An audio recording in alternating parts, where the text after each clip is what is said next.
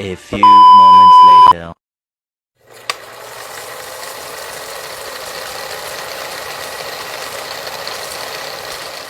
Assalamualaikum warahmatullahi wabarakatuh. Halo semuanya, perkenalkan nama saya Nikita Remanda dari jurusan Teknik Informatika semester 2 dengan NIM 092024090502. Tujuan saya membuat video ini adalah untuk memenuhi tugas proyek UTS mata kuliah yang diberikan oleh dosen pengampu saya.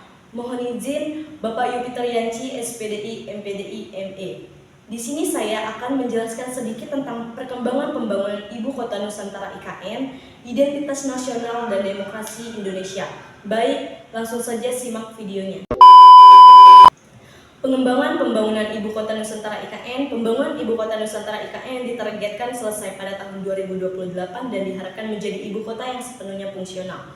Indonesia is a wonderland. Kota baru gunungnya Bamega, Bamega bahkan aku di Salakara, bahkan aku di Salakara. Katamu lawanlah Adinda, Adinda iman tidak darah sama layak iman. Proses pengembangan pembangunan IKN Kalimantan yang berlokasi di Panajam Pasar Utara, Kalimantan Timur dimulai dengan visi untuk menciptakan ibu kota yang modern. Pemindahan ibu kota negara dari Jakarta ke Kalimantan Timur merupakan langkah besar dalam sejarah pembangunan Indonesia. Proyek ini secara resmi diumumkan oleh Presiden Joko Widodo pada tahun 2019 dan diatur menjadi Undang-Undang Nomor 3 Tahun 2022 tentang Ibu Kota Negara. Nama ibu kota baru ini adalah Nusantara yang mengandung makna mendalam tentang jati diri bangsa dan keanekaragaman wilayah kepulauan Indonesia. Pemilihan Kalimantan Timur sebagai lokasi IKN didasarkan pada berbagai pertimbangan, antara lokasinya yang strategis di tengah-tengah wilayah Indonesia, minim resiko bencana seperti gempa bumi dan tsunami, serta masih banyaknya lahan yang bisa dikembangkan. Pembangunan ini juga diharapkan dapat mengurangi beban Jakarta sebagai pusat pemerintahan ekonomi dan perdagangan yang saat ini menghadapi berbagai permasalahan seperti kemacetan, polusi udara, banjir, dan kepadatan penduduk. IKN dirancang sebagai kota masa depan yang mengusung konsep Smart City dan Green City, artinya kota ini akan menggunakan teknologi canggih untuk pengolahan tata kota dan energi bersih untuk mengurangi emisi karbon. Kawasan hijau dan pelestarian lingkungan akan menjadi bagian penting dari perencanaan kota.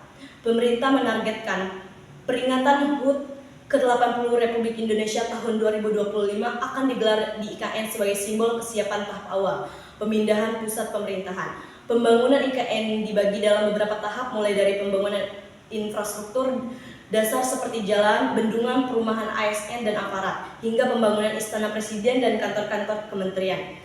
Pendanaan berasal dari skema campuran antara APBN, investasi swasta, dan kerjasama pemerintah dan badan usaha atau KPBU.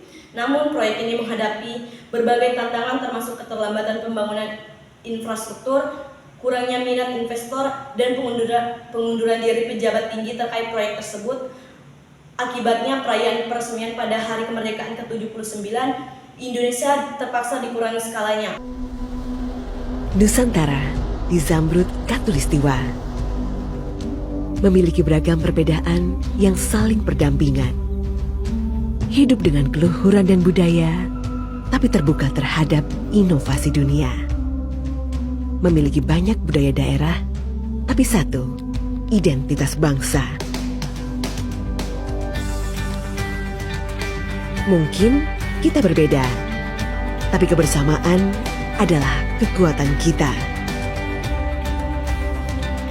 IKN Nusantara menjadi semangat keseimbangan baru, ruang kebersamaan, semangat gerakan persatuan kita.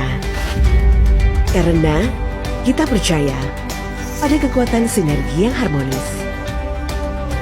Sinergi yang menyatukan kita dari dalam dan melipat gandakan kekuatan terbaik kita.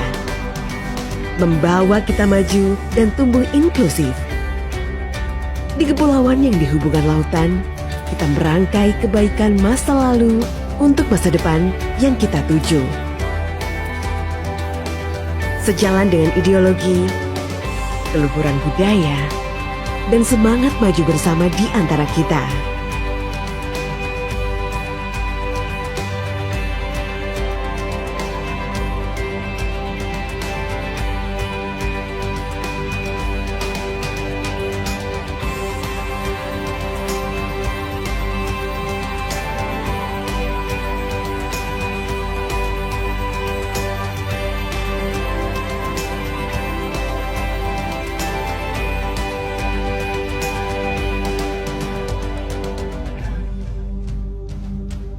Bersama, kita bersinergi dari Nusantara, kampung halaman sinergi yang harmonis untuk seluruh masyarakat Indonesia dan dunia.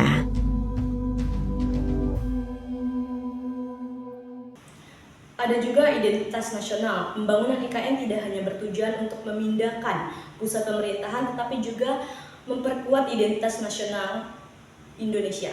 Beberapa aspek yang direncanakan untuk mencapainya antara lain, yang pertama ada arsitektur yang mencerminkan keberagaman, menggabungkan unsur-unsur arsitektur tradisional dari berbagai daerah di Indonesia dalam desain bangunan utama.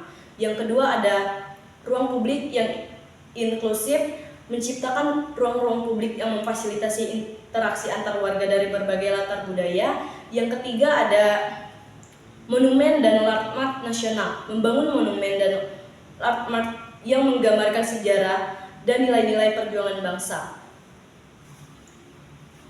Yang keempat ada pusat budaya nasional, mendirikan pusat budayaan yang menjadi wadah pelestarian. Dan yang kelima ada penggunaan bahasa Indonesia, mempromosikan penggunaan bahasa Indonesia yang baik dan benar dalam kehidupan sehari-hari.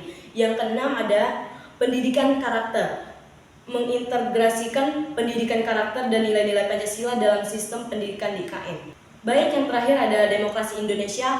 Pembangunan IKN diharapkan dapat memperkuat demokrasi dengan melibatkan masyarakat dalam proses perencanaan dan pembangunan. Pemerintah berkomitmen untuk menjaga kelestarian budaya lokal dan memastikan bahwa manfaat pembangunan dapat dirasakan oleh seluruh lapisan masyarakat, termasuk masyarakat adat dan penduduk lokal.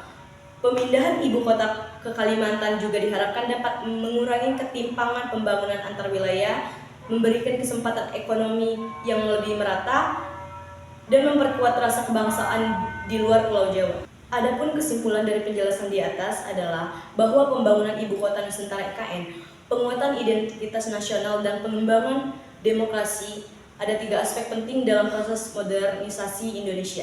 Ketiganya saling berkaitan dan mendukung satu sama lain. Pembangunan IKN bukan hanya soal visi kota, tapi juga simbol transformasi menuju masa depan yang lebih baik. Identitas nasional menjadi pondasi moral dan budaya bangsa yang tak tergantikan.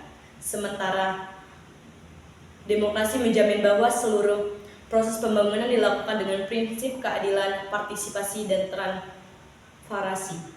Dengan sinergi yang baik antara pemerintah dan masyarakat, Indonesia diharapkan mampu mewujudkan cita-cita menjadi bangsa yang maju, adil, makmur, dan bermartabat di tengah perubahan zaman ini.